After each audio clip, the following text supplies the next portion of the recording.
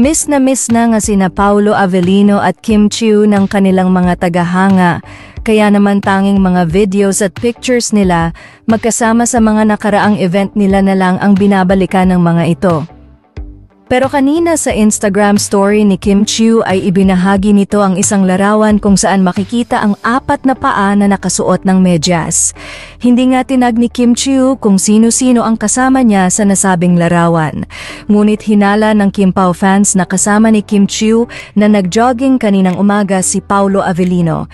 Ito nga ay matapos makalkal ng mga ito ang larawan ni Paolo Avellino kung saan makikita na kapareha nito ang isang medyas na kulay maroon na siyang suot ni Paolo Avellino sa isa sa mga naging jogging nito. Kaya naman hinuha ng mga Kim Pao fans na agad umuwi si Paolo Avellino matapos ang naging event nito sa lungsod ng Davao kung saan kasama niya sina Sara Geronimo at Matteo Guidicelli. Mapapansin kasi sa palunch kina Matteo at Sara kanina na hindi nakasama si Paolo Avellino.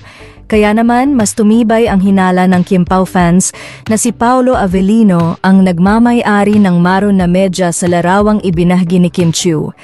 Samantala narito at panoorin ang magkakabukod na ganap ni Kim at Paolo kahapon.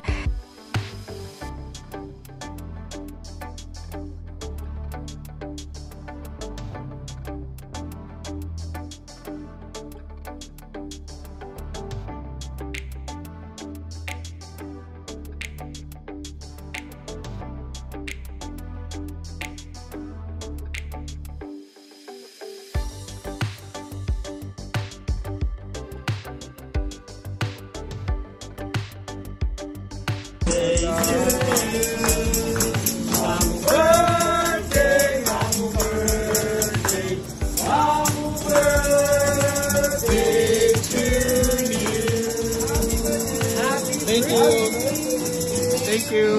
Thank you guys.